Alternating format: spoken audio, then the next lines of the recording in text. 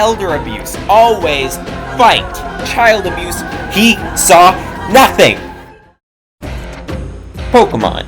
A game all about making friends with fun creatures, forming bonds with newfound companions, forming attachments to these fictional animals. Today, I randomized Pokemon Emerald in an attempt to Nuzlocke it and prove that I am better than Alpharad. You know, you might have heard of him, he's got a few more subs than I do. If you're wondering about the rules, I'm using all the standard hardcore Nuzlocke rules, but if you want a full list, go to the description. Also, I am going to be hacking in money and rare candy because I can't be bothered to grind. So with all that out of the way, let's begin our Pokemon journey.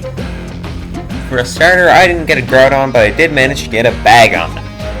Bagon, these nuts! After being given balls from our weird neighbor who's never home with his wife and kids, but rather out doing field work, we leave for home never to return, just a 10-year-old with a baby dragon and a dream. We put our balls to good use. Catch a Sentret, who was holding a choice band, and a Feebas, who I can't evolve until the postgame. Then I move on to catch a Marill I named Meatball. And then on the next route, Meatball immediately crit kills my Woods encounter. It doesn't matter as Roxanne's team is shredded to bits by Penne the Bagon, and then Meatball the Marill comes out to kill Roxanne's very random ace, an Onyx. As a reward for making Roxanne look like the fool she is, I am given the TM for Aeroblast, Lugia's signature move. So that's fun. Then after beating up some children and gang members, Meatball evolves into a Azumarill, who, using the choice band Sentret gave us, spammed Rollout and destroyed Brawly. Then we beat up more children and gang members, got a few more encounters to which I made emotional bonds to that will surely never be severed, and prepared for a tough battle with Watson. And by prepared, I mean I swapped my choice band on Meatball for a Hard Rock, and then used Defense Curl against his helpless Poliwag and swept his team with Rollout. And if you're keeping track, yes, that's 2 back-to-back gym sweeps for Meatball. What a good boy. Then we go on our way to beat up adults and gang members, which is a nice change of pace from child abuse. Caught a Mudkip and a Golbat, which are both great encounters, so great that I named them both Pesto. Back to back, yeah, I don't know what happened with this one, guys. But eventually we made our way to Flannery, a more important child we have to beat up. Her team was the first to require the use of more than one Pokemon because of her gimmicky ass Shedinja, but eventually it led to Pesto 1 and 2 one-shotting her whole team, except Metang. Metang was able to survive a super effective Mudshot and set up agility, so even after a Hyper Potion and another Mudshot lowering its speed, Metang is still fast enough to outspeed and kill Marshtomp with a critical head takedown. Real quick, we have to stop by the desert and make a few other detours for some encounters that I have skipped because I am impatient. They turned out to be worth it: a Charmander, a Pupitar, and an Execute, which I evolved into an Executor and taught it Frenzy Plant, which is just Grass-type Hyper Beam.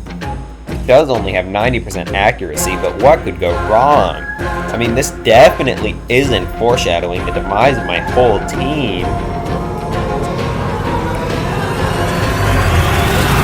Ready to take on Norman and his stupidly strong ape, which has stats similar to a legendary, so it may just happen to randomize. Oh no. I could tell this was a very interdimensional Groudon that defeated Jome Dome and ended Alpharad's run, and now it'd come for me. As Pesto stood before this weapon, I evaluate my team. Pesto can't do anything to even weaken Groudon, except for Confuse Ray, which I didn't notice at the time. So I have to hard switch or make a sack. Ravioli the Executor can almost certainly kill the Groudon if I can bring him in safely. I decided that for content's sake, I'll make a hard switch into Meatball. Meatball has been hard carrying this run since I evolved him at level 18, and he has not let me down, which makes this a fair fight. Or so I thought. On the switch, something horrible happens. Something truly horrible. Groudon used Bulk Up. I remembered the very thing that inspired this run, Alpharad's random Nuzlocke, where Groudon swept even his own Groudon using the same setup. And I don't have a Groudon. My vision became clouded with fear, my decisions were misguided. I decided to stay in. I could switch, but no. Meatball didn't want that. Meatball didn't want the blood of his friends, our friends, on his hands. Meatball would fight. Meatball will always fight!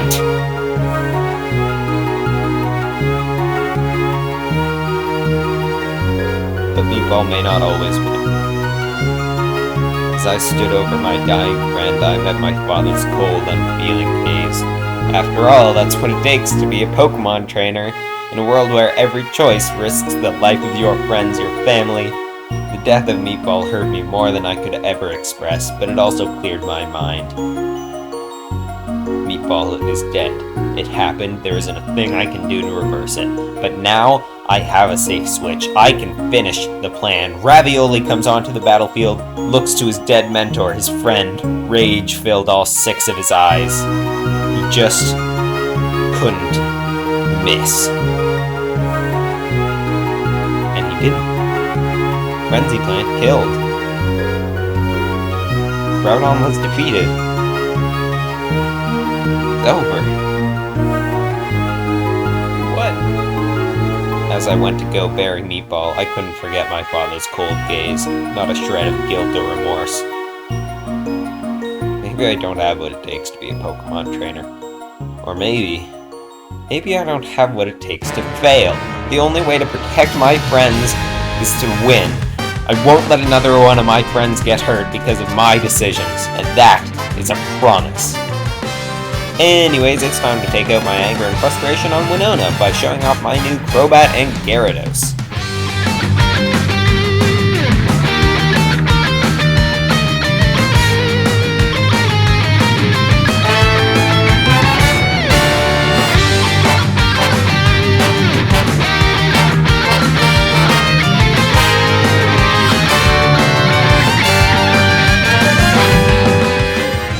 Knowing the stakes for the rest of the game, I came up with an actual strategy for Tate and Liza. I'm on a roll, so what can 4 Pokemon do?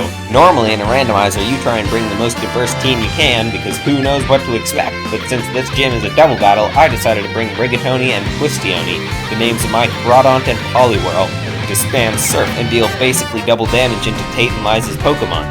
Slight problem, Twistioni is a child and can't surf very well, and Tate and Liza lead Tangela and Flygon. Everyone got paralyzed because of Sunspore, Body Slam, and Dragon Breath, but eventually my 2 water types went down. But I had no time to grieve. Pesto, the now Crobat, and Quinoa, the now Charizard, came out to finish Tate and Liza's team. They were able to take down Tangela and Flygon, but when it all came down to it, Quinoa missed a fly that would have killed their Primeape, and then they double up to kill Pesto. It was now a 1v2. Quinoa would have to kill the remaining 2 Pokemon or the run would be over. Quinoa dive bombs Primeape from the stratosphere and melts the flesh from Kecleon's bones. The battle is won with the death counters more than doubled. I benched Penne and Ravioli to keep them safe, but safety is not an option for the rest of my team. They weren't my friends, they were my soldiers, and if I had to sacrifice them to move on, then so be it! But I didn't.